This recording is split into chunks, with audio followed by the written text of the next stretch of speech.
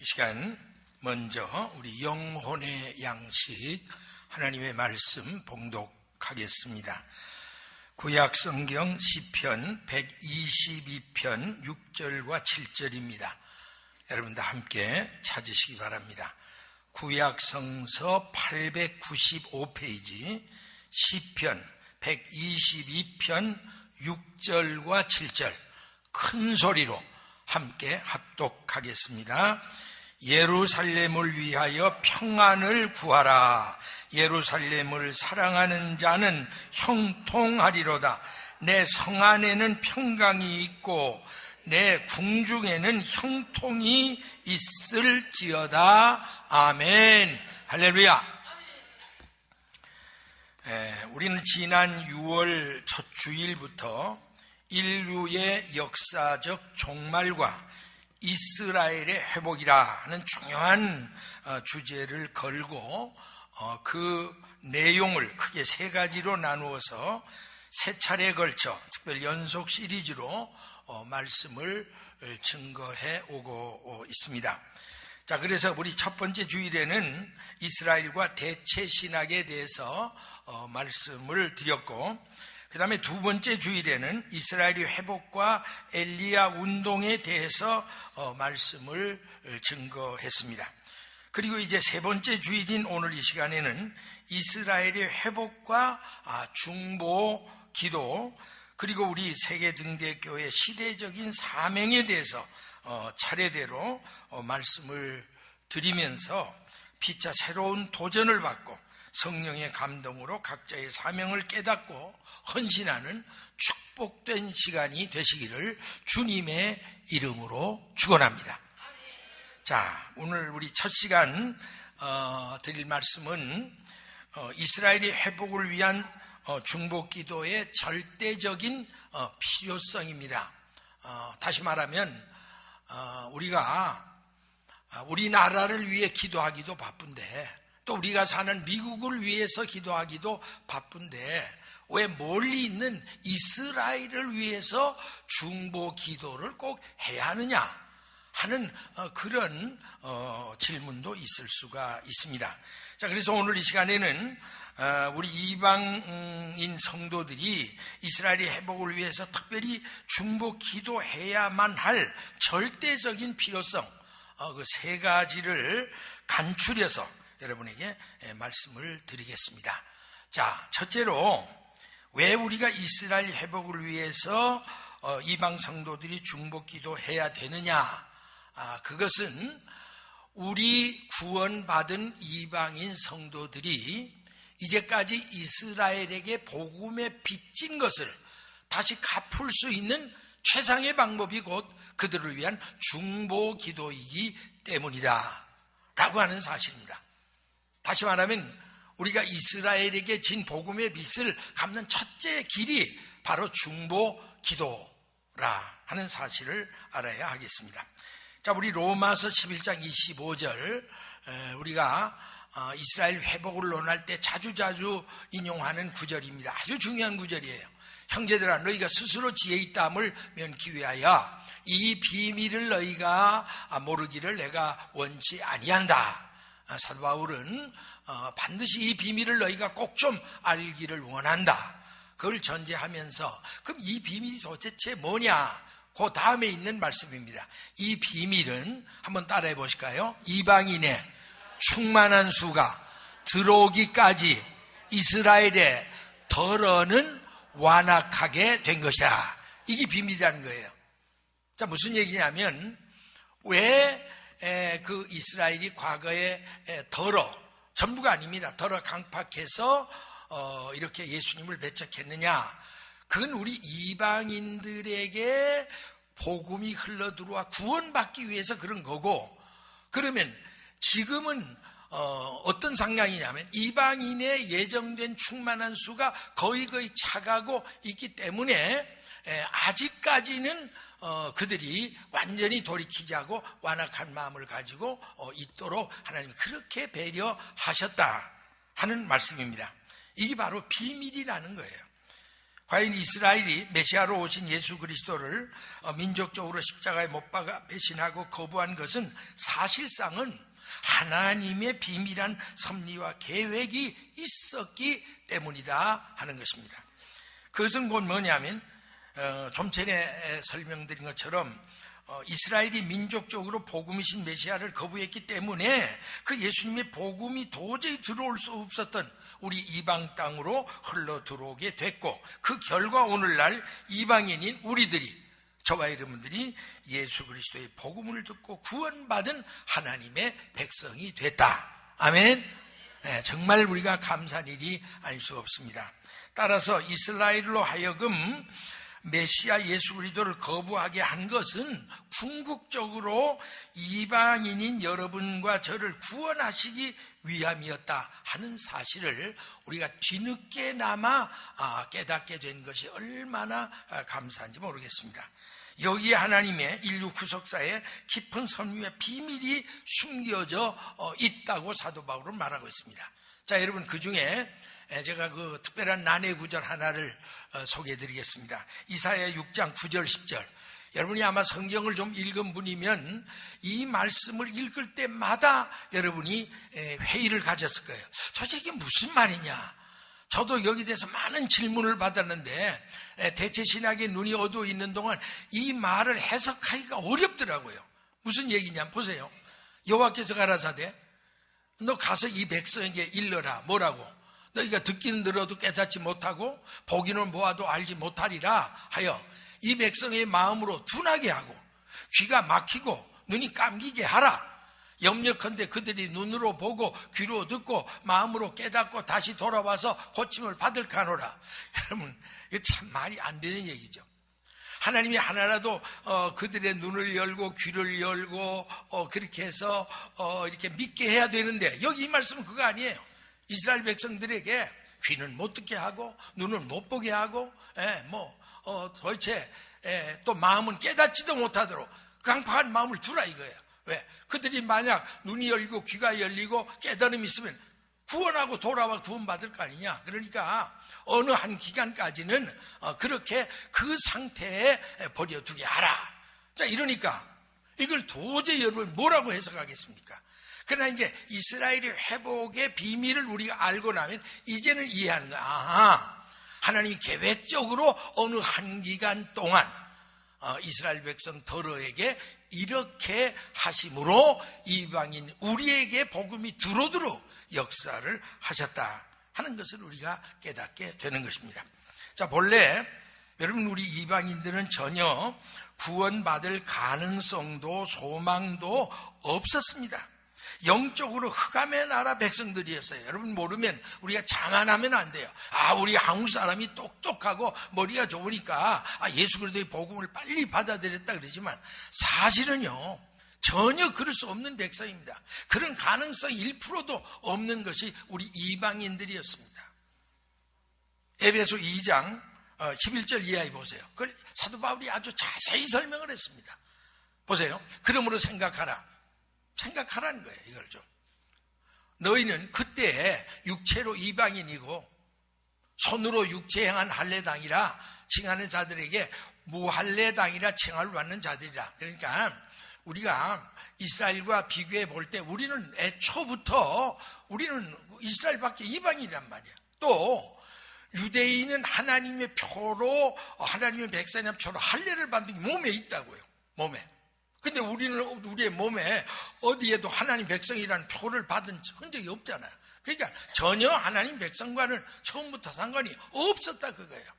그러면서 더 구체적으로 설명합니다. 그때 너희는 이방인인 너희는 그리스도 밖에 있었고, 그렇죠? 이스라엘 나라 밖에 사람이라. 우리는 우리의 분수를 알아야 됩니다. 우리가 처음부터 선민이 아니에요. 그리고 약속의 언약들에 대해 외인이고, 그렇죠? 아브라함과 이삭과 야곱이 우리가 뭔 상관이 있어요? 그건 이스라엘에게 준 언약들인데 우리는 사실은 거기서는 제외된 사람들이거든요. 그러니까 뭐예요? 세상엔 소망도 없고 하나님도 없는 자이더니 세상에 하나님 없으니까 절망이 아닙니까? 그게 소망도 없고 하나님도 없. 이게 우리의 본래 위치였단 말이에요. 그런데 놀라운 것은 그 다음 말입니다. 따라합시다. 이제는 전에 멀리 있던 너희가 그리스도 예수 안에서 그리스도의 피로 가까워졌느니라. 할렐루야. 예, 지금은 어떻게 됐느냐? 유대인이 강팍에 됨으로 그 복음이 이방 땅에 흘러 들어왔고, 우리가 그 예수 그리스도 십자가의 보혈의 피공로를 믿음으로 이제는 우리도 하나님의 백성의 반열에 들어가게 됐다. 아멘. 예, 이걸 여러분이 깨달으면 이런 고백이 안 나올 수가 없어요. 따라하십시오. 주여, 나의 나 된 것은 하나님의 은혜입니다. 할렐루야. 자, 그렇다면 이와 같이 절망적인 처지와 운명에 처해 있었던 우리 이방인들에게 여러분, 최초로 예수님의 복음을 전해준 사람들이 누굽니까? 그 우리가 언제나 근원을 생각해야 돼요. 우리의 분수를 하려면. 도대체 우리에게 복음을 전해준 최초의 사람들이 누구냐 말이에요. 하나같이 유대인들이죠. 네. 여러분이 유대인들이 십자가에 못 박았다는 것만 생각하지 마. 그건 더러가 그랬어요. 더러가. 하나님의 계획 속에서. 그 외에는 오히려 유대인들이 오히려 세계 만민에게 복음을 전한 최초의 전도자들 아닙니까? 초대교회 사도 베드로를 비롯한 12사도 하나같이 유대인들입니다. 특별히 이방인의 선교사로 안디옥 교회로부터 세계 최초의 선교사로 이방 땅에 파송을 받았던 바로 유대인 중에 유대인인 사도 바울. 그가 유대인 중에 유대인이에요. 그가 복음을 이방 땅에 안전했다면 우리가 어떻게 예수 믿게 됐어요? 신약 성경의 절반 14개의 서신이 사도 바울이 쓴 복음서입니다. 만약 그게 없었다면 우리가 어떻게 하나님 말씀을 알고 복음을 믿고 구원받았냐 이거예요. 그러니까 최초에 우리가 구원받은 건 우리가 잘난 게 절대로 아니고 우리가 뭘 연구를 하다가 개발한 게 아니라 전적인 유대인의 헌신에 의한 결과로 오늘의 나와 여러분이 구원받은 하나님의 백성이 됐다. 아멘. 그걸 우리가 분명히 인정해야 됩니다. 과연 하나님께서 우리 이방인들을 사랑하시고 구원할 원대한 계획과 목적이 있었으니까 2000년 전에는 이스라엘 중에 더러 강팍하게 하셔서 예수님을 배척하도록 버려뒀습니다. 그렇다면 또 질문할 거예요. 그럼 왜 지금 유대인들이 지금은 왜 안 돌아옵니까? 그건 다른 거 아니에요. 아직도 이방인의 충만한 숫자가 안 찼으니까 그 찰 때까지 유대인들이 아직도 돌아오지 못하도록 하나님께서 아직도 홀도하고 잡고 계신다는 거예요. 참 이거 우리 깨닫고 보면 우리가 여기에 정말 하나님에 대한 특별한 감사가 있어야 됩니다. 그러니까 이렇게 되는 거예요. 열방선교가 다 끝나야 이스라엘이 회복이 되는 거죠. 그런데 이스라엘이 회복이 아직도 완전히 안 돼가고 조금씩 되어가는 거는 아직도 열방선교가 안 끝났기 때문에 그런 거예요. 아마 어떤 면에서는 열방선교가 되어지는 건 많지 이방인의 회복도 차차 되어지고 가고 있지 않나. 그걸 우리가 느낄 수가 있습니다. 그래서 우리 로마서 11장 8절에 사도 바울이 분명히 말했어요. 기록된 바 하나님의 오늘날까지, 그러니까 2000년 전에는 물론이고 하나님의 섭리 속에 그 덜어를 강파하게 했고 그 상태를 오늘날까지 진행해 온다 이거예요. 오늘날까지 저희가 누구예요? 이스라엘이죠. 이스라엘에게 혼미한 심령, 그 다음 보지 못하는 눈, 듣지 못하는 귀. 그래서 계속 홀드하고 계신 거예요. 왜? 나와 여러분이 아직도 구원받을 이방의 남은 자가 있기 때문에. 아멘. 그러니까 그 충만한 수, 예정된 수가 찰 때까지 하나님은 시간부로 이스라엘이 완전히 돌아오지 못하도록 아직도 붙잡고 계시다 하는 사실입니다. 자, 그래서 제가 전 시간에도 그런 말씀을 드렸습니다마는 사랑의 하나님께서 범죄에 타락한 아담의 후예인 인류를 죄와 사망에 구원하시기 위해서는 불가불입니다.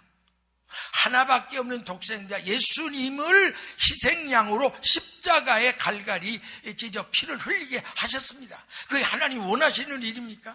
얼마나 가슴 아픈 일입니다. 그렇죠? 그러지 않고는 인류를 구원할 또 다른 방법이 전혀 없었기 때문에 하나님도 피눈물을 쏟으며 당신의 아들 예수님을 십자가에 못 박히도록 내주신 거란 말이에요. 아멘. 그래서 예수님이 마지막 십자가의 고통 견디다 못해 뭐라고 그랬어요? 엘리 엘리 라마 사박타니. 무슨 얘기예요? 아버지여 어찌하여 나를 버리십니까? 죄는 인간이 졌는데 내가 이렇게 죽어야 합니까? 그 말이죠. 그럴 때 하나님도 하실 말이 없었어요. 아들아 미안하다 얼굴 돌렸어요. 그래서 이불이 캄캄해졌다고 그랬잖아요. 같은 맥락입니다. 모든 이스라엘 밖의 이방인들, 이 미련한 이방인들, 우매한 이방인들 그대로 버려두면 하나도 구원 못 받잖아요. 그러니까 그 이방인들인 우리를 구원하기 위해서는 당신이 그렇게 눈동자에 악해던 선민 이스라엘을 불갑을 2000년 동안 전 세계에 흩어서 정말 개취급도 아닌 더 잔인한 취급을 받도록 피눈물을 쏟으면서 그 일을 하셨다는 거예요. 지금도 그리고 계시다는 거예요. 여러분 하나님의 심정을 알아야 합니다. 우리 신앙이 뭐예요? 하나님 심정하는 거예요. 아멘. 한번 따라 하십시다. 신앙은 하나님의 심정을 아는 거다. 아버지의 마음을 아는 거예요. 아버지 마음이 아들을 때문에 얼마나 찢어지며 당신의 이스라엘 백성에 대해 얼마나 마음이 쏟아지겠습니까? 왜? 이방인의 구원을 위해서 어쩔 수 없이 희생을 했지만 자기의 그 원선민을 향한 그 불타는 아버지의 마음이 얼마나 안타깝겠습니까? 그러니까 우리가 이걸 깨닫고 나면 여러분이 유대인을 보는 눈이 완전히 달라져야 돼요. 제가 고백했잖아요. 저도 과거의 메브리커 유대인들 이스라엘 내가 7, 8가 눈으로 쳐다보지도 않았어요. 무슨 작품에 나오면 샤일록 같은 아주 그런 돈만 하는 동물 같은 놈들, 예수님을 십자가에 못 박은 저는 개만도 못한 놈들, 저런 건 죽여야 된다, 저런 건 멸종해야 된다, 이런 식으로 막 마음으로 저주까지 했던 저입니다. 그러나 이스라엘의 회복의 원리를 알고 보니까 그게 아니구나. 우리 때문에, 나 때문에 희생당한 그런 양들이구나. 이걸 생각할 때 우리가 그들에 대한 고마움은 물론이고 미안스러운 마음이 있어야 돼요. 여러분이 앞으로 주의 시대를 보면서 물론 그 중에 못된 놈들 많아요. 그 하나님의 언약의 백성 밖에 있는 뭐 유대인이지만 사탄의 외라는 뭐 그런 것들은 정말 그렇지만 우리가 진짜 오리지널 유대인들, 특별히 예수님 앞에 돌아온 정말 메시아닉 주 이런 사람들 볼 때 우리는 존경스러운 마음으로, 사랑스러운 마음으로, 아주 미안스러운 마음으로 대해요. 미안스럽습니다. 당신들이 우리 때문에 희생된 걸 알고 보니 너무나도 고맙고 미안합니다. 이런 마음이 나와 여러분에게 있어야 될 줄 믿습니다. 자, 이런 맥락에 보면 오늘날 전 세계 열방에 살고 있는 우리 이방인들은 하나님의 선민 유대인들에게 엄청난 사랑과 복음의 빚을 진 사람들이란 말이에요. 한번 따라 하십시다. 우리 이방인들은 유대인들에게 복음의 빚진 자들이다. 아멘. 아멘. 네, 확실한 겁니다. 그럼 어떻게 해요? 사람이 빚지면 어떻게 해야 돼요? 빚을 갚아야죠. 사람이 빚지고 못 삽니다. 그 빚을 줄 사람이 괜히 멀쩡히 만나기만 해도 마음에 찔리가. 아유, 또 오늘 돈 독촉하려고 그런가 보다. 빚지면 사람이 못 살아요. 편히 잠을 못 자요. 빚은 갚아야 돼. 반드시 갚아야 돼. 그럼 우리도 유대인에게 복음의 빚을 줬잖아요. 그들이 전해준 복음을 통해 우리가 구원 받았으니까. 그럼 그 빚을 갚는 최선의 방법이 뭐냐 이거예요. 뭐예요? 이스라엘 회복을 위해서 뭐 기도하는 것? 중보 기도하는 것. 아멘. 이해가 되십니까? 이게 첫 번째 이유예요. 왜 이스라엘을 위해 기도해야 되냐? 자기 민족을 위해서도 기도하지 못해. 기도해야 돼요. 왜? 우린 복음의 빚을 졌으니까. 그 빚을 받는 최선의 방법이 중보 기도로부터 시작되니까. 여러분 그렇게 믿으시면 다시 한번 아멘 하시기 바랍니다. 자, 그 다음에 두 번째로 이스라엘 회복을 위해서 우리 이방 성도들이 꼭 중보 기도해야 할 두 번째 절대 이유가 뭐냐 이거예요. 자, 그거는 이스라엘이 회복되어야 전 세계 열방의 성도들이 애타게 기다리는 신랑 되신 예수님께서 만왕의 왕과 신랑의 자격으로 이 땅에 속히 재림하실 수 있기 때문입니다. 다시 말하면 이스라엘의 회복과 예수님의 재림이 직결되어 있기 때문에 우리는 그 예수님의 재림을 정말 원한다면 이스라엘이 회복돼야 되고, 이스라엘 회복되길 원한다면 그들을 위해서 우리가 기도할 수밖에 없다. 이건 너무 당연한 논리입니다. 여러분, 마태복음 24장 14절 잘 알죠? 자, 한번 큰 소리 읽겠습니다. 시작. 이 천국 복음이 모든 민족에게 증거되기 위하여 온 세상에 전파되리니 그제야 끝이 오리라. 할렐루야. 봐요. 천국 복음이 모든 민족에게, all nation, 열방, 이 열방이라는 말이 거기서 나온 거예요. 모든 민족에게 증거되기 위하여 온 세상에 전파되어야 된다. 그제야 끝이 오리라. 이 땅끝 선교의 완성입니다. 그러니까 여기 끝이라는 것은 우리 이방인들의 열방 선교와 그 다음에 이스라엘 회복 선교가 완전히 끝나는 것. 그렇게 돼야 주님은 이 땅에 오신다. 그렇게 말씀을 하고 있습니다. 자, 주님께서 말씀하신 땅끝 선교의 종착역은 결국 이스라엘 예루살렘입니다.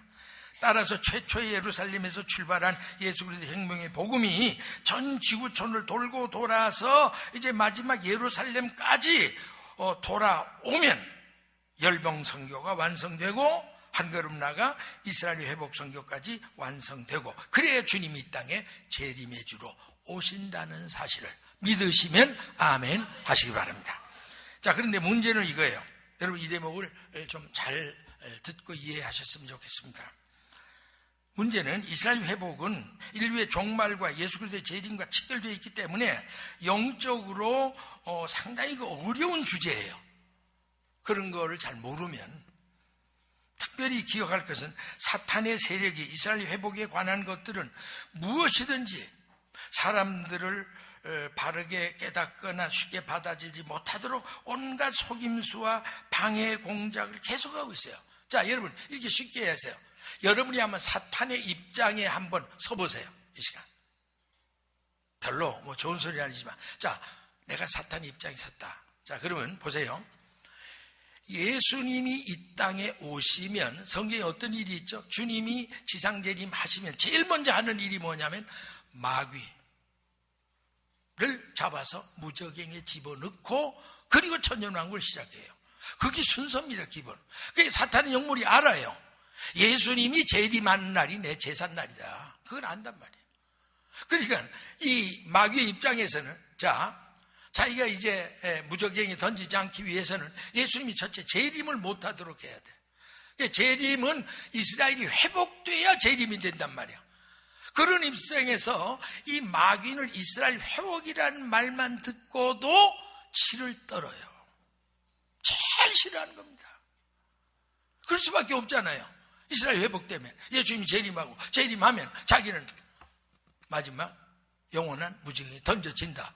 이렇게 연결됐기 때문에 이 마귀 입장에는 어떡하든지 이스라엘 회복에 대해서는 뻥끗도 못. 그러니까 대체신학이라는 가장 합리적인 거로 기독교 2000년 역사에 완전히 신학자들의 눈을 가리고, 목회자들의 눈을 가리고, 성도들의 눈을 가리고 지금도 그런 일을 계속하고 있다고 말이에요. 그래서 여러분, 나는 이렇게 조심스럽게 얘기합니다. 여러분, 이스라엘 회복을 딱 들었을 때 그게 아주 듣기 싫은 사람들이 덜어 있을 거예요. 나 우리 교회는 없기를 내가 정말 기도합니다.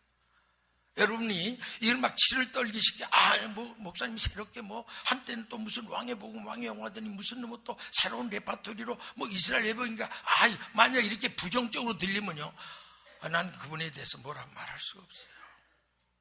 그가 정말 거듭났을까? 그가 정말 하나님의 자녀가 맞아? 하는 질문을 던질 수밖에 없어요. 여러분이 거듭난 하나님의 자녀라면 이스라엘 회복을 제대로 들으면 여러분이 영에서 막 부글부글 끓어야 돼요. 아멘. 그리고 그게 듣기 좋아야 돼요. 그렇구나, 그렇구나, 아멘, 아멘, 이런데 여러분이 그러지 않고 이런 걸 들으면 막 웃다가도 신경질 낸다. 설마 그런 사람은 없겠지만 이건 보통 문제가 아니에요. 보통 문제가 아니에요. 왜? 사탄이 그걸 제일 원하기 때문에. 내 소속이 예수의 소속이냐, 사탄의 소속이냐, 간단한 거예요. 이스라엘 회복에 대해서 재림과 연관된 말을 들을 때 내가 기쁨이 있느냐, 기다림이 있느냐, 싫고 이가 뻘뻘 떨려지고 반발이 생기느냐, 여러분 스스로 판단하면 딱 드러나는 거예요. 여러분, 그렇기 때문에 예수님의 재림과 하나님 인류 구속사의 원대한 계획과 섭리가 하나님 말씀대로 성취되지 못하도록 마귀 입장에는 계속의 말세가 되면 될수록 예수님이 올 때 가까우면 갈수록 계속 미혹의 작전을 하고 있다는 사실입니다. 자, 그래서 여러분이 마태복음 24장 11절을 보면 예수님이 한 번은 그 감람산에 계실 때 제자들이 물었어요. 선생님, 그러니까 예수님의 제자들도 아주 종말에 대해서 벌써 2000년부터 비상한 관심을 가졌던 게 사실입니다. 언제 세상 끝날이 옵니까? 지금으로 말하면 언제 종말이 오느냐 이거예요. 그리고 그때 이 말 징조가 뭡니까? 좀 우리에게는 좀 가르쳐 주세요. 조용한 틈을 타서 아주 심도 있게 절실한 마음으로 물었어요. 그때 주님께서 마태복음 24장, 마가복음 13장, 누가복음 21장에 예수님의 징조를 쭉 서는데 제일 첫 번째 대목이 이겁니다. 거짓 선지자가 많이 일어날 것이다. 그리고 많은 사람을 미혹하게 할 것이다. 이겁니다. 절대로 예수님의 재림과 연관된 이스라엘 회복 이런 걸 못 믿게 하고 계속 미혹하는 거죠. 대체신학이 이런 어설픈 소리를 가지고. 그리고 또 불법의 성함으로 온 세상이 막 그냥 엉망진창이 될 거다. 그러기도 많은 사람이 사랑이 식어진다. 그렇죠. 지금 보세요. 서로 잡아 죽이고 서로 씹어먹고. 여러분 지금 보세요. 사람이 이렇게 사랑으로 이렇게 별로 이런 분들 겨우 없어요. 그냥 서로 대적하고 씹어먹고 돌았으면 흉보고 그냥 눈을 힐뜩거리고 어쩔 수 없어요. 이 말세 징조입니다. 그럼 우리는 어떻게 해야 돼요? 같이 그래야 됩니까? 따라하십니다. 그러나 우리는 끝까지 견뎌야 된다. 끝까지 견디는 자가 뭘 얻으리라? 구원을 얻으리라. 할렐루야. 그러니까 여러분이 정말 이래서 이스라엘의 회복에 대해서 얘기만 나오면 마귀는 그렇게 부정론을 자꾸 펴서 못 믿게 하는 이유가 그거구나. 그걸 여러분이 딱 알면 마귀가 와서 유혹하면 사탄아 물러가라. 나는 반드시 이스라엘 회복을 위해서 기도할 거다. 아멘. 그래야 주님이 재림할 거고 재림해야 우리도 천국 들어가 영원히 살 거 아닙니까? 아멘. 너무 1 더하기 1 이퀄 2 그거보다 더 분명한 진리는 이스라엘이 회복돼야 예수님이 오시고 예수님이 오셔야 우리도 영원한 천국에 들어가 영원히 살게 되는 줄 믿습니다. 아멘. 자, 그러므로 결국 우리 이방인의 구원을 위한 열방 선교, 그 다음에 선민 이스라엘의 구원을 위한 이스라엘 회복 선교가 성경에 예언한 말씀대로 성취돼야 비로소 재림의 주님은 이 땅의 만왕의 왕으로 재림할 수 있다는 걸 전제해서 우리 이방 성도들은 반드시 이스라엘의 회복을 위해서 기도해도 좋고 안 해도 좋은 옵션, 선택 과목이 아니로 must, 반드시 중보 기도로 부르짖어야 될 줄 믿습니다. 자, 그 다음에 이제 세 번째로 이스라엘의 회복을 위해서 이방 성도들이 꼭 기도해야 할 절대적인 이유 세 번째, 이건 뭐냐면 이거 잘 들으세요. 마지막 대목이 중요한 겁니다. 이스라엘의 회복을 위해 기도하는 것이 하나님의 가장 큰 소원을 이루어드리는 거란 말이에요. 그리고 하나님을 가장 기쁘시게 하는 최고의 비결이란 말이에요.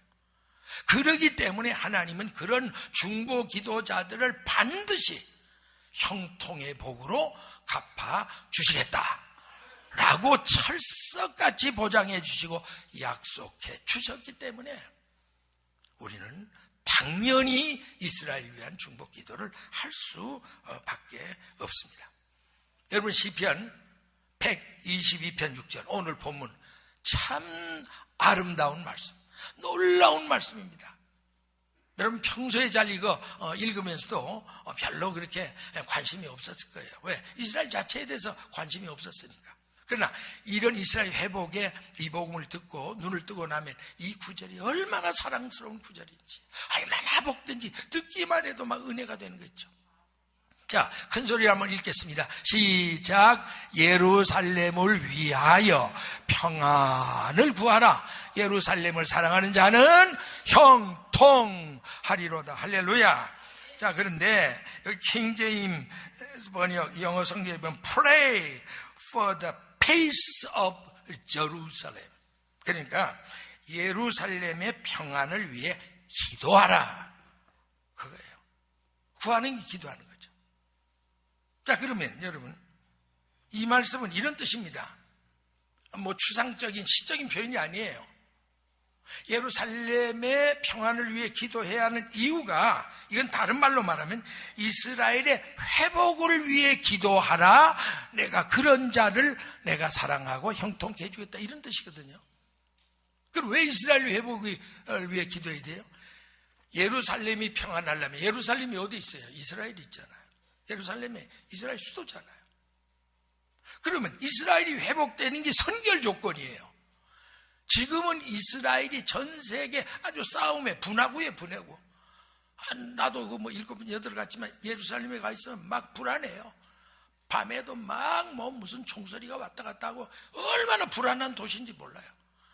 원래 예루살렘의 뜻이 the peace of, a city of peace, 평화의 도시라고 그랬지만 진짜 불안한 도시가 지금 예루살렘이에요. 왜? 이스라엘 회복이 안 됐으니까. 그러니까 예루살렘이 평안을 위해 기도하라. 그 말은 이스라엘의 회복을 위해 기도하라. 이스라엘 회복돼야 예루살렘이 평안할 수 있기 때문에. 이해가 되십니까? 네. 그러니까 그렇게 하나님께서 말씀하신 거예요. 그렇다면 왜 하나님께서 이스라엘 회복을 위해 간구하는 자를 그렇게 특별히 사랑하시고 형통의 복을 주시겠다고 약속해 주셨을까요? 그 이유는 너무 분명합니다. 우리 하나님은 전 세계 인류들을 다 공평무사하게 사랑하시지만 그 중에서도 특별히 스페셜리 하나님의 선민인 이스라엘 백성들만은 유독히 아끼시고 사랑하시기 때문에 그렇습니다. 이유는 그거예요. 자, 여러분 쉽게 예를 들읍시다. 여러분 독자가 있다고 봐요. 3대 독자, 3대 외아들이 있어. 이 금조각 같은 거죠. 3대 독자면. 근데 그 이웃에 사는 사람이 계속 우리 3대 독자를 막 괴롭혀. 막 가면 나가면 때리기도 하고, 그냥 막 그냥 찌르기도 하고, 여러분, 그리고 어떻게 돼 있어? 마음에 그 이웃에 대해서 앵그리가 생기죠. 여봐라. 내 이 금살이었던 독자들 이렇게 미워해? 그러나 반대로 생각해보세요. 내가 그 사랑하는 독자들인데 어떤 이웃 사람이 와서 뭘 먹이고 잘해주고 사랑하고, 그러면 여러분이 마음에 그 사람을 사랑하겠어요? 미워하겠어요? 물론 내가 잘못이지. 사랑하고 말거죠. 내가 내 아들 3대 독자를 그냥 사랑해 주니 내가 있는 거가 뭐든지, 그러니까 그 사람에 가면 그냥 우리가 얼마나 고마우니까 멜프요, 내가 당신을 뭐로도 없겠습니까? 그리고 얼마든지 사랑할 수, 그런 원리입니다.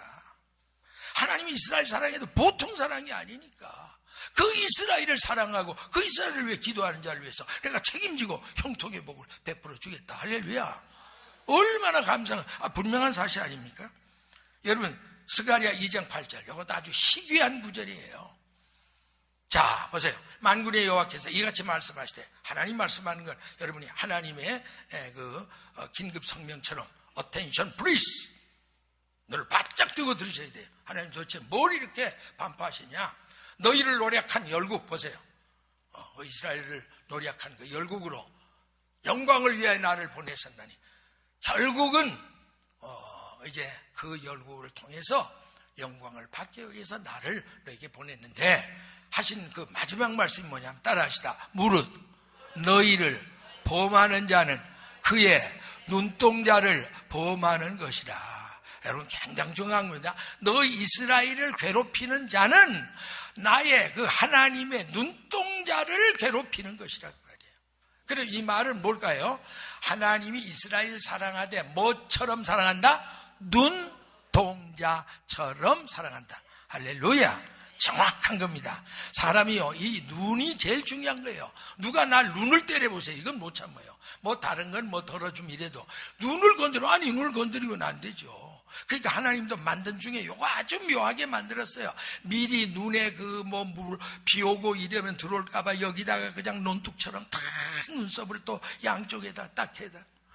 그래가지고 또 들어오면, 요렇게 도로 들어오면 옆으로 골목으로 떨어지기만, 그래다 들어올까봐 또 샤탄을 만들었다가 뭐이가 들어올라 그러면 차르륵 하고 닫아버려요. 묘하죠. 그래다가도 어떻게 타이밍이 안 맞아서 뭐 모래 같은 게 뭐 좀 이렇게 먼지가 들었다 그러면 눈물샘에서 탁 하면 그냥 쫙 나와서 내보내요. 할렐루야.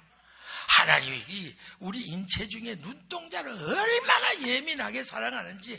하나님의 눈동자가 누구예요? 이스라엘. 아멘. 그러니까 이스라엘을 괴롭히는 게 하나님 눈동자 찌르는 거라니까. 지가 하나님 눈동자 찌르고 살아날 놈이 어디 있어. 이스라엘을 위해 주는 사람은 하나님의 눈동자를 보호해 주는 것과 같이 여겨서 내가 사랑을 베풀겠다. 믿으시기 바랍니다. 여러분 이런 말 듣고 여러분 여기서 복받는 비결을 찾으세요. 밤낮 배, 남의 배, 뭐 내 팔자는 남의 칠자, 귀때기 떨어진 거 하면 못해가지고 다른 사람은 다 만사 형통인데 나는 왜 만사 불통이냐 이러고 하지 말고, 만사 불통한 이유가 뭐예요? 당신이 하나님 사랑하지 않으니 그런 거예요. 하나님이 백성을 사랑하지 않기 때문에 그런 거예요.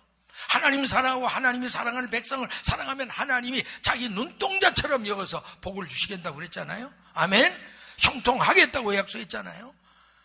여러분 묻습니다. 여러분과 여러분의 자식이 형통하기를 원하시면 아멘. 그러면 하나님을 사랑하세요. 그리고 하나님 가장 사랑하는 이스라엘 백성을 여러분 사랑하시고 기도하세요. 하나님은 바로 그래서 너희는 예루살렘을 위해 기도하라. 그를 축복하라. 그러면 내가 너를 축복하고 너를 사랑할 것이다. 얼마나 분명한 말씀입니다. 자, 그렇다면 이제 한 가지 분명한 사실은 이스라엘의 회복이 없이는 인류 구속의 역사의 완성은 없다. 이게 대전제입니다. 예레미야 31장 10절. 저는 이 말씀 연구하다 이번에 참 이 황금 같은 구절들을 만난 게 얼마나 감사한지. 세상에 성경을 내 많이 읽었지만 이런 보배로운 말씀이 이 한 절 안에 하나님의 인류 구속사의 모든 얘기가, 또 이스라엘 회복에 대한 모든 스토리가 다 있는가 있죠. 예레미야 31장 10절. 열방이여, 이스라엘 밖에 모든 이방인들을 가리키는 겁니다. 이 중에 나도 여러분도 있는 거죠. 온 세계 열방의 이방인들이여, 나 여호와의 말을 들으라. 그리고 너희만 듣지 말고 먼 섬에 전파해라. 뭐예요? 섬이 전 세계에 있잖아요. 그러니까 전 세계 구석구석 섬까지 전파하라는 거예요. 도대체 뭔데 그렇게 전파하느냐? 그 다음 잘 보세요. 눈을 크게 뜨고 이스라엘을 흩으신 자. 요거 보면요, 이스라엘 민족을 과거의 주 70년 이후에 세계에 흩으신 분이 누구라고요? 하나님. 아, 놀랍죠. 하나님이 흩으셨대. 성경에 그랬잖아요. 흩으신 목적. 흩으신 목적이 뭐예요? 누구를 구원하려고? 이방인 나와 여러분을 구원하려고. 믿어지십니까? 그래서 불갑을 눈물을 먹고 당신이 눈동자 같은 이스라엘을 디아스포라, 제가 설명드렸죠, 전 시간에. 유대인들을 전 세계에 흩어버리셨단 말이에요. 그랬다가 때가 되면 다시 그를 모으시고, 보세요. 아, 이게 이제 소위 이스라엘 회복이죠. 때가 되니까 흩었다가 때가 되니까 모으신다. 그게 알리야. 요즘 설명했잖아요. 이스라엘 백성들이 고토로 돌아가는 그 이민자들의 무리들을 알리야라고 그런다고. 네. 디아스포라로 흩으신 분도 하나님이요, 그들을 때가 되니까 알리야로 모으시는 분도 하나님이시요. 할렐루야. 역사의 주관자는 하나님이십니다. 그리고 그 다음 세 번째는 뭐예요? 그렇게 다 모아놓고는 목자가 양무리에게 행하는 것처럼 그를 지켜주겠다. 이건 천년왕국의 건설을 암시적으로 보여준 겁니다. 여러분 보세요. 그림을 그리시라고. 자, 유대인이 강팍해서 예수님을 이방 땅으로 넘겼어요. 그래서 이방인의 충만한 수가 차이까지 열방 성교가 끝나가요. 완성되죠 이제. 그러면서 다시 그게 원점으로 돌아서 이스라엘의 회복 선교가 이루어져 완성되죠. 그게 바로 흩어진 자가 모으시고 여기까지 얘기입니다. 그럼 그 다음은 어떻게 해요? 하나 된 그들을 천년왕국의 목자가 양을 돌보듯 만왕의 양으로서 그들을 끝까지 지켜주실 것이다. 믿어지십니까? 아, 놀라운 길입니다. Amazing grace. 그러니까 여러분, 결국 인류 구속의 역사는 알고 보면 과거에도 성경 예언대로 성취됐고 지금도 성경 예언대로 그대로 진행되고, 아멘. 장차도 추워의 오차도 없이 성경 말씀 예언 그대로 성취될 것으로 믿어지는 자만 아멘. 아멘. 아멘이죠. 12번 아멘이죠. 자, 이런 맥락에 볼 때 오늘날 우리 이방 성도들이 무엇보다 이스라엘의 회복을 위해서 합심해서 중보 기도할 때 하나님 특별히 그를 기뻐하시고 사랑하시고 보상으로 5천만사의 형통의 복으로 갚아주시겠다고 했으니 우리가 어떻게 이스라엘 위해 기도하지 않겠습니까? 여러분, 이스라엘을 회복을 위해서 중보하시길 원하시는 분 아멘. 왜? 복음의 빚을 갚아야 되니까. 그래야 재림의 주님이 오시니까. 그런 자를 하나님 특별히 사랑하고 형통의 복을 주셨다고 했으니까 우리는 정말 이걸 역사적인 사명으로 알고 오늘부터 겸손히 무릎 꿇고 반드시 기도할 때 이스라엘 회복을 위해서 제일 먼저 기도하고 부르짖는 저와 여러분 되시기를 주님의 이름으로 축원합니다. 축원합니다. 할렐루야. 자, 이제 남은 시간은 이 종말 시대 세계등대교회 시대적인 사명이 무엇인가, 이걸 여러분에게 정리해 드리고 말씀을 매듭을 제하게 되겠습니다. 여러분, 이사야 60장 1절부터 3절, 이 말씀이 바로 우리 등대교회가 개척될 때 주셨던 말씀입니다. 일어나라, 빛을 발하라. 한번 읽겠습니다. 시작. 일어나라, 빛을 발하라. 이는 내 빛이 이르렀고 여호와의 영광이 내 위에 임하였음이니라. 예, 거기까지만. 먼저 우리 등대교회 개척 설립 역사를 여러분 알지만 잠깐 그저 정리를 해드리면 1983년 9월 4일 LA 외곽에서 하나님의 은혜로 개척 창립 예배를 드렸습니다. 그런데 이 개척 창립 예배 드리기 전에 제가 밤대일 수양관 미국 그 기도원입니다. 거기서 3일간 목숨 걸고 단식 기도했어요. 하나님, 내가 또 이 숱하게 많은 이 개척교회죠, 또 하나 복덕방 체리듯 내가 여기서 해야 됩니까? 하나님이 저를 강권적으로 미국에 오셔 제가 끌어와서 제가 왔지만 제가 여기서 정말 개척 목회를 해야 됩니까? 아니면 한국으로 다시 돌아가야 됩니까? 라고 물었을 때 하나님이 3일간 담식기도 끝날 때 이사야 6장 1절을 주시더라고요. 일어나라, 빛을 발하라. 이걸 딱 받는 순간 제가 영감이 팍팍 하고 떠오른 게, 왜냐하면 이 세상은 옛날부터 어둠의 바다다, 고해라, 괴로움의 바다라, 그런 말이 여기 있잖아요. 괴로움의 바다, 어둠의 바다에 빛이 되라. 그건 뭐 The Lighthouse, 등대밖에 없잖아요. 그래서 그때 등대교회라는 이름을 최초로 주님께 직접 받아서 우리 교회가 창립이 됐고, 금년이 교회 창립 32주년을 맞이하고 있습니다. 그동안 하나님의 은혜로 연부년 계속되는 부흥과 성장을 통해서 이사하면 1년 안에 부흥되니까 또 옮기고 7번 옮겨서 그때 마지막 7번째 1989년 현재 여러분이 지금 예배드린 이 성전으로 이전을 했습니다. 그러다가 계속 그렇게 됐으면 얼마나 좋았겠어요. 3천여 명 가까이 육박해서 막 성장이 한데 그때 어려움이 오기 시작했습니다. 그건 다 제가 부족해 그랬겠죠.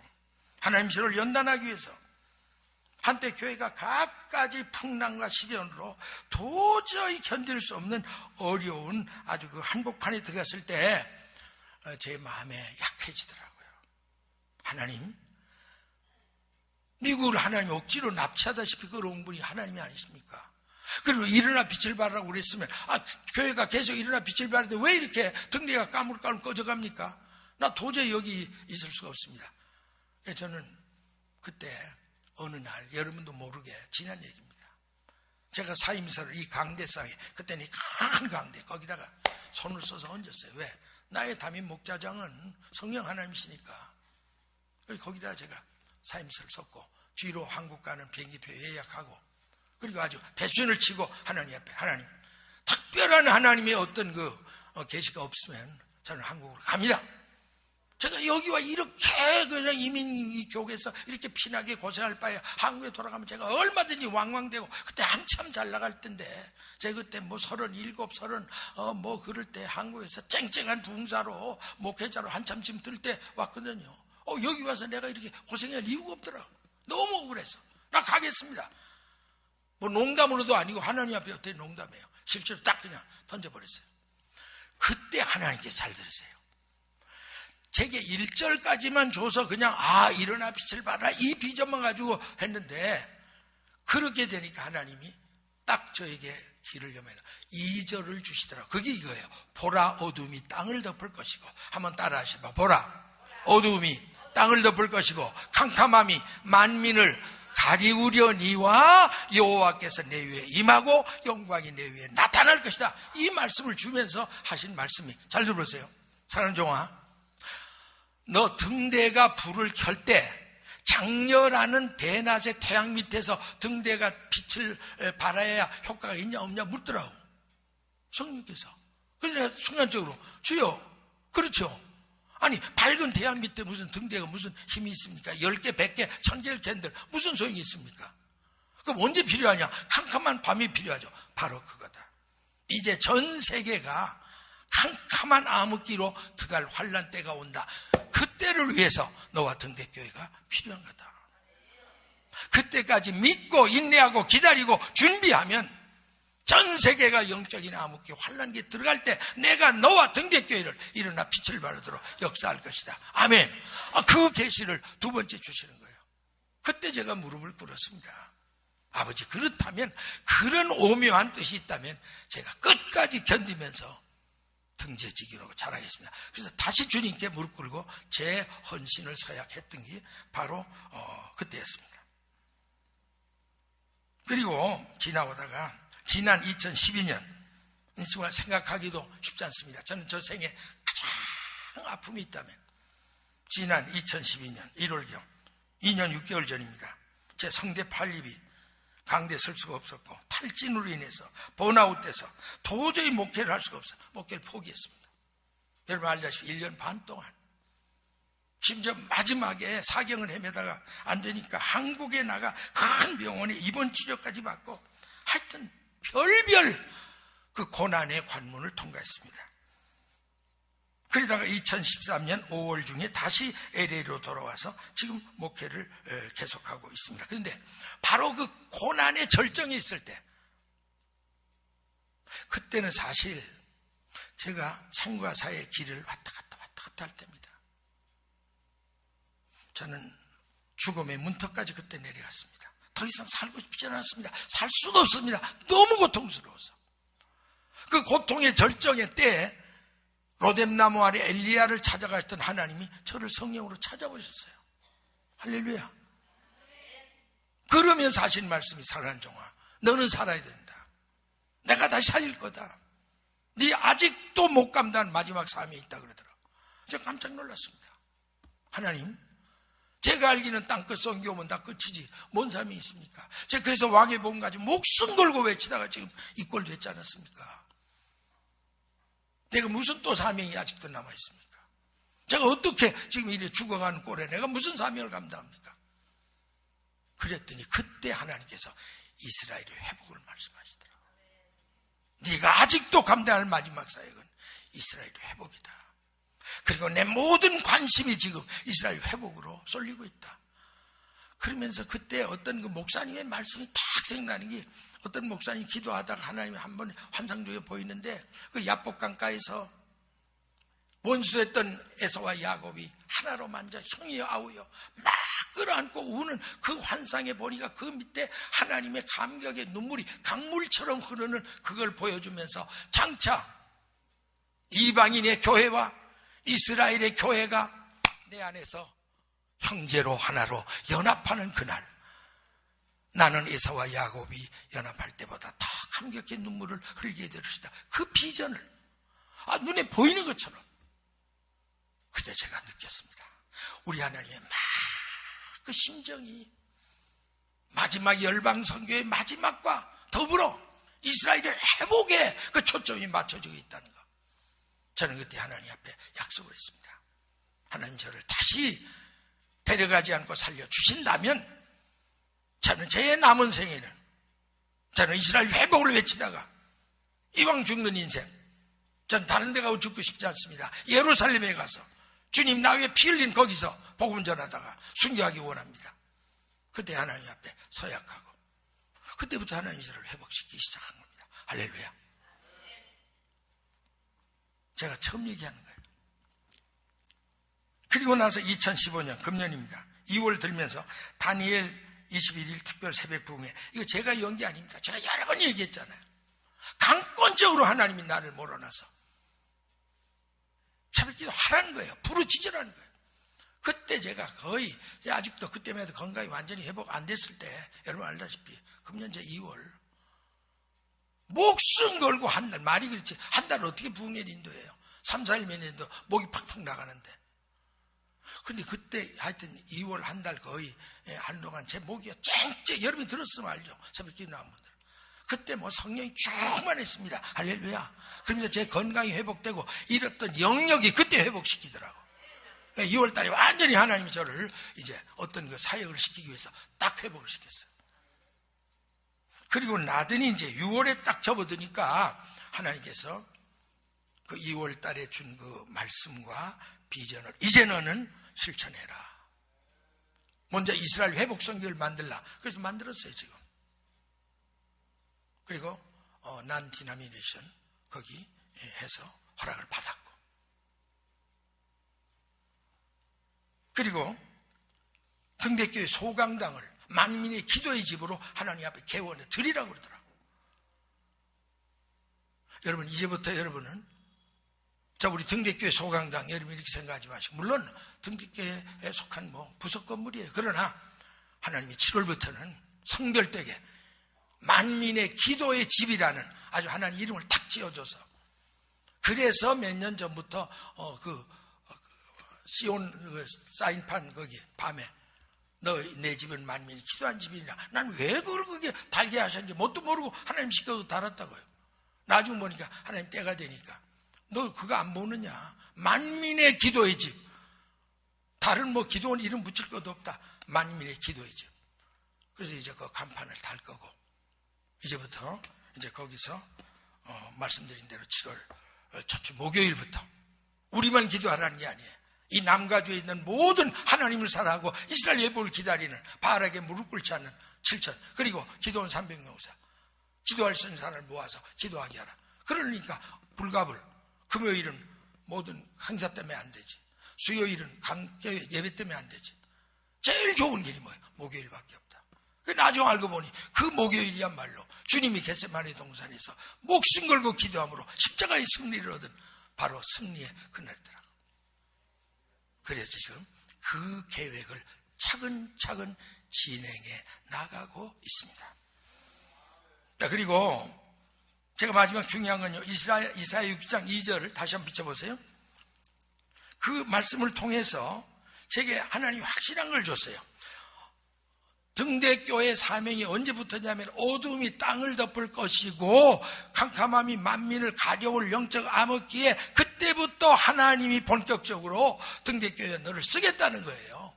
아멘. 자, 그러면서 여기서 뭘 암시했냐면, 그런데 하나님이 금년 들어와서 급속하게 몰아쳐서 등대교회를 이렇게 지금 쓰시는 걸 보니까 저는 뭘 하냐, 금년부터 전 세계 영계는 지금 어두움에 들어와 있다. 아멘. 지금 이미 암흑기에 접어들어온 겁니다. 금년에 들어오면서 여러분 세계적으로 지금 난리잖아, 난리법석. 완전한 암흑기에 지금 접어드는 거예요. 왜? 등대를 하나님이 밝히시는 걸 보니까. 지난 2월에 그 집회 동안 하나님이 까물까물 꺼져가던 등대 불 위에 하나님이 한량없는 기름을 갖다 부으셨단 말이야. 그래서 다시 이제 등대불이 타오르면서 거기서 느낄 수 있는 건, 지금 이 시대는 이제 본격적으로 암흑의 환란 시대에 들어왔다는 것을 보여줬고, 그러니까 이때부터 본격적인 등대교로에서의 시대적 사명이 바로 이스라엘의 회복 선교를 돕고 앞장서 이끌어 나가는 것이 등대교의 사명이다. 이해가 되시면 아멘. 하나님 확실하게 저에게 깨우쳐 주셨습니다. 자, 그러므로 이제 우리 세계 등대교회 재직과 성도들은 성령 하나님이 개척 창립 때부터 주신 이사야 60장 1절과 2절의 말씀을 통해서 이 영광스러운 세계 속에 등대교회로서의 시대적 사명을 합심해서 최선의 힘을 다해 감당해 나가시는 저와 여러분 되시기를 바랍니다. 자, 그러면 잠깐만 요거지만 얘기하고 이제 결론을 짓겠습니다. 그럼 이스라엘 회복 선교가 완성된 이후에 진행될 종말 시나리오가 어떻게 되느냐? 큰 맥을 말하면요. 자, 이방인 교회가 이제 충만한 수가 회개하고 돌아올 거죠. 돌아가고 있고, 그렇게 되면 또 이스라엘이 회복돼서 이스라엘 회복 선교가 이루어지죠. 그럼 어떻게 돼요? 이방인 교회와 이스라엘 교회가 연합이 됩니다. 할렐루야. 하나님이 그걸 원하시는 거예요. 그래서 에베소 2장 14절에 한 사람으로 내가 세우겠다. 여러분 잘 아셔야 돼요. 대체신학 잘못하면 이 꼴이 돼요. 우리 하나님이 첫째 부인은 이혼했다. 그리고 둘째 부인 후처를 우리가 얻었다. 이런 해계망측한 논리가 있는 거예요. 안 그러면 부인 둘을 데리고 산다. 이런 얘기가 돼요. 그럼 말이 안 되죠. 뭐 하나님이 뭐 부인 둘을 데리고 삽니까? 그럼 중혼자입니까? 또 누구하고 이혼하고 누구하고 뭐하고 뭐 하나님 그런 분입니까? 아닙니다. 이스라엘 교회와 이방인 교회가 하나로 연합해서 한 새로운 신부가 되게 하십니다. 아멘. 아멘. 그러면 그 하나 된 신부를 위해서 누가 와요? 예수님이 재림하는 거죠. 신부가 이제 준비됐으니까. 지금은 신부가 둘이 있는데 이것도 저것도 다 시원찮아. 이스라엘 신부를 봐도 꼴이 말이 안 돼. 이방인 신부를 봐도 아직도 시집올 준비가 안 됐어. 근데 여기다 완성되는 날 둘이 딱 하나로 연합할 때, 그래서 시편 133편에 형제가 연합하여 동거함이 어찌 그리 선하고 아름다운 거. 할렐루야. 그게 바로 그거예요. 그럴 때 주님은 신랑으로 오신 겁니다. 한 부인을 위해서, 한 남자, 한 여인, 한 사람, 한 세 사람을 위해서 주님은 재림하십니다. 아멘. 그렇게 되면 어떻게 돼요? 이제 지상 천년왕국이 꿈처럼 펼쳐집니다. 근데 놀라운 사실은요, 하늘의 거룩한 성 새 예루살렘이 지상으로 내려와서 지상의 예루살렘과 하나로 합해지는 날이 있습니다. 아멘. 분명히 요한계시를 그렇게 말씀했어요. 믿어지십니까? 이게 너무 신비한 얘기예요. 근데 보세요. 자, 이방인 교회와 이스라엘 교회가 하나로 연합되죠. 전부가 하나 되는 역사입니다. 그럴 때 신랑이 오십니다. 그리고 하늘에 있는 예루살렘과 땅에 있는 예루살렘이 하나로 될 때, 그때는 하늘이 완전히 새로운 천지가 우리 앞에 열립니다. 할렐루야. 그렇게 돼야 에베소 1장 10절에 사도 바울이 이런 고백을 했어요. 이제 그리스도 안에서 하늘에 있는 것과 땅에 있는 게 하나로 통일된다. 그 말이 그때 성립되는 거예요. 너무 어려울 거죠. 그러나 들어만 두세요. 여기 되면 여러분 뭘 하냐면 주기도문을 이제 아는 거예요. 하늘에 계신 우리 아버지여, 이름이 거룩히 여김을 받으시오며 나라의 임하옵시며. 그 임하는 천국이 뭐예요? 우리가 가는 천국이 있고 임하는 천국, 그건 우리 심령 속에, 내 영 속에 구주로 들어오신 분을 혼 속에 왕으로 모시면 그 심령 속에 이루어지는 일층천, 그게 임하는 천국이고, 그 다음에 천년왕국도 하늘의 예루살렘이 땅으로 내려와서 지상의 예루살렘과 하나 될 때, 그때 아름다운 지상 천년왕국이 이루어집니다. 할렐루야. 그게 다 임하는 천국이요. 그리고 맨 마지막에 우리가 영원히 돌아갈 뻔한 영원한 천국은 그 다음에 있는 거고. 그럴 때 하늘과 땅이 하나로 된다. 그리고 주님 주기도문이 그거잖아요. 임하오시며 하나님의 뜻이 하늘에서 이루어진 것처럼, 하나님의 뜻이 하늘에서 이루어진 것처럼 뭐예요? 땅에서도 이루어지리라. 인류 구속의 모든 드라마가 그때 완성되는 거예요. 이걸 깨닫고 나면요, 제가 이거 하여튼 파내를 하고 지난 석주간은 세월이 간지 네월이 간지 몰라요. 밤에 꼭 하나님은 저를 잘 때 성령으로 이걸 풀어주시면 또 일어났다가 또 났다 또 일어났다 또 한도 끝도 그래가지고 여러분 심혈을 기울여 엑기스만 쪽쪽 짜가지고 지금 여러분이 먹이니까 여러분 쉽게 듣고 그냥 그런가, 그냥 나오는 게 아니에요. 이게 엄청난 겁니다. 지금 인류 구속사의 그 맥을 파는 일인데 이 간단한 겁니까? 자, 이 놀라운 일을 성부 하나님은 예정하시고 계획하셨습니다. 할렐루야. 근데 성자 예수님은 그 하나님의 원대한 그 인류 구속사의 뜻과 섭리를 역사 무대에 오셔서 실현하고 성취하셨습니다. 아멘. 그러나 성령 하나님은 그 바톤을 딱 이어받아가지고 그 십자가에 이룬 구원을 전 세계 하나님의 백성들, 이스라엘의 택한 자들, 이방의 택한 자들에게 동시에 다 믿도록 역사하셔서 이제 모든 구원이 완성되게 하십니다. 그래서 성부, 성자, 성령으로 이어지는 이 합동 리레이식 합동작전을 통해서 인류 구속사의 아름다운 피나레는 맞춰지게 되는 거예요. 할렐루야. 이것이 이루어나는 햇빛 찬란한 영원한 천국에 들어가서 영원히 하나님께 함께 살 겁니다. So exciting. 할렐루야. Amazing grace. 여러분 믿어지십니까? 네, 한번 이럴 때는 뜨겁게 한번 박수하는 거예요. 진짜 마음먹어서 할렐루야, 할렐루야, 할렐루야. 이럴 때 박수에 끼면요 그 손 부르틀 거예요. 결론입니다. 사랑하는 성도 여러분, 오늘 이 시간 이스라엘의 회복을 위해 우리 이방인 성도들이 합심해서 중보 기도해야 할 절대적인 필요성 세 가지 다시 한번 기억하시기를 바랍니다.